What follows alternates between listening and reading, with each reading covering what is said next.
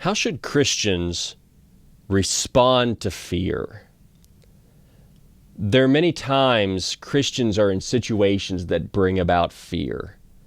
Yet as you read the Bible, fear is something God's people are often told not to possess.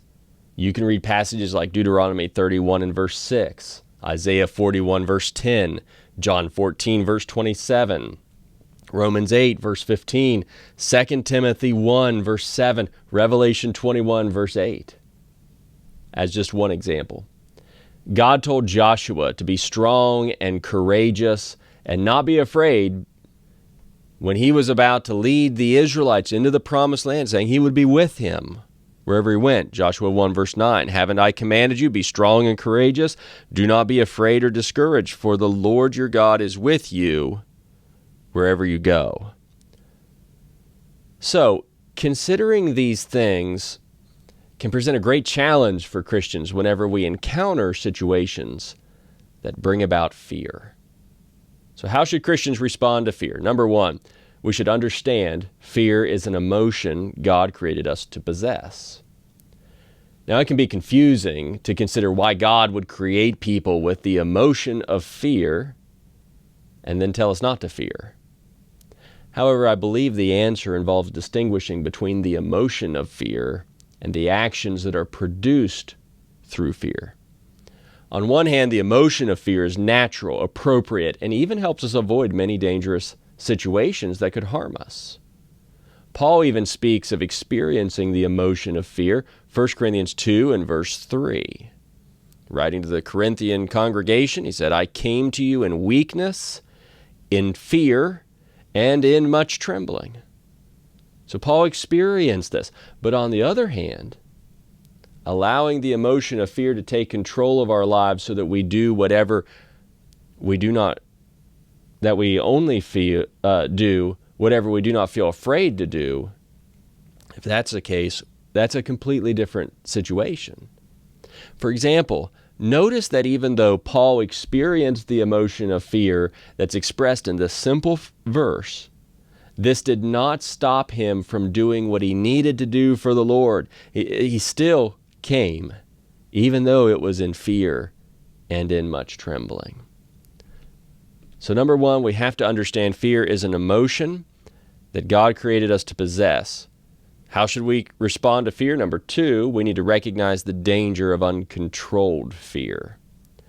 When people allow the emotion of fear to control their lives, the result is a handicapped faith. A good example of this is found in Numbers 13 and 14. When the spies who had been sent into the land God had promised to the Israelites, they came back and they gave a report of the land to the people. And of the 12 spies, 10 of them reported that although the land was good, the people living in the land were too strong for the Israelites to defeat. They were just too great, too strong, so they shouldn't go up, they told the Israelites. So the Israelites, in response to hearing that, were controlled by fear, and they refused to take possession of the land.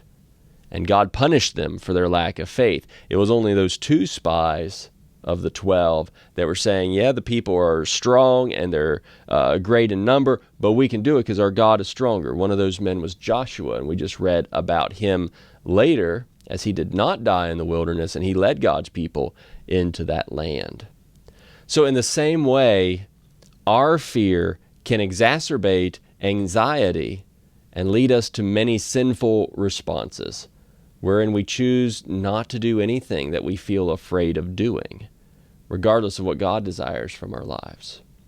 A good example of this is in John chapter 9 and verse 22, when there was a blind man who was healed by Jesus, and the parents of this man answered a certain way because they were afraid of the Jews, since the Jews had already agreed that if anyone confessed him as the Messiah, he would be banned from the synagogue. So they would not confess Jesus because of their fear, even though confessing Jesus would have been the right thing to do. And it is this kind of cowardice that will result in people spending eternity in hell. Revelation 21 and verse 8 says, "But the cowards, faithless, detestable, murderers, sexually immoral, sorcerers, idolaters, and all liars, their share will be in the lake that burns with fire and sulfur, which is the second death."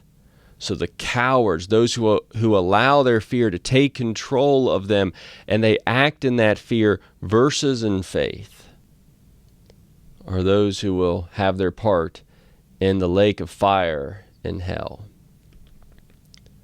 How should Christians respond to fear? Well, number 3, we need to use faith in God to overcome our fear. When people in the Bible were told not to fear, it wasn't that they were sinful anytime the emotion of fear was experienced in their lives. Instead, God expected them to trust in Him and obey Him above doing whatever their fear dictated. Joshua chapter 1, verses 6 through 9. We read verse 9, but let's look at the larger statement that's made here. God says, "Be strong and courageous, for you will distribute the land I swore to their ancestors to give them as an inheritance. Above all, be strong and very courageous, and observe carefully the whole instruction my servant Moses commanded you. Do not turn from it to the right or the left, so that you will have success wherever you go. This book of instruction must not depart from your mouth. You are to meditate on it day and night, so that you may carefully observe everything written in it. For then you will prosper and succeed in whatever you do. Haven't I commanded you, be strong and courageous? Do not be afraid or discouraged, for the Lord your God is with you wherever you go." You see, as God is telling Joshua here, no matter what it is that we might fear in our lives, we must remember that God is greater. The psalmist points this out in Psalm 46, verses 1 through 3, picturing how our faith in God can help us overcome our fear. He says, "God is our refuge and strength, a helper who is always found in times of trouble. Therefore we will not be afraid, though the earth trembles and the mountains topple into the depths of the seas, though its water roars and foams and the mountains quake with its turmoil." Why can we not be afraid and be overcome by fear? Because, as he says, God is our refuge, our strength, and helper, who is always found in times of trouble. And we do not need to be afraid, no matter what circumstances that we experience, because God is greater than whatever we fear. But then, as we think about how should Christians respond to fear, we also should recognize that we must fear God more than anything or anyone else. What the subject of fear ultimately comes down to is this: who or what will you fear more? If your fear of people or earthly things keeps you from doing God's will, you're allowing your fear of such to be greater than your fear of disobeying God. However, Jesus put these things into perspective in Luke chapter 12, verses 4 and 5. Jesus said, "I say to you, my friends, don't fear those who kill the body, and after that can do nothing more. But I will show you the one to fear. Fear him who has authority to throw people into hell after death. Yes, I say to you, this is the one to fear."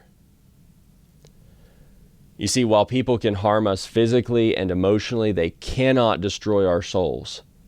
They can only go so far, and that is to physical death. But God can destroy our souls if we don't listen to Him. So we must choose to obey God rather than our fears that would result in disobeying God. Hebrews chapter 13, verses 5 and 6, picking up about midway through verse 5, God has said, "I will never leave you or abandon you. Therefore we may boldly say, the Lord is my helper. I will not be afraid. what can man do to me? Let's choose to fear God more than anything or anyone else. So, although you do not always control whether you experience the emotion of fear, you do control how you respond. And God expects His people to always process their emotions through the lens of full faith in God so as to do whatever He desires. For we must recognize that the most anything or anyone on earth can do to us is kill the body. But if we disobey God and do not trust God, He can and will cast the soul into hell for eternity.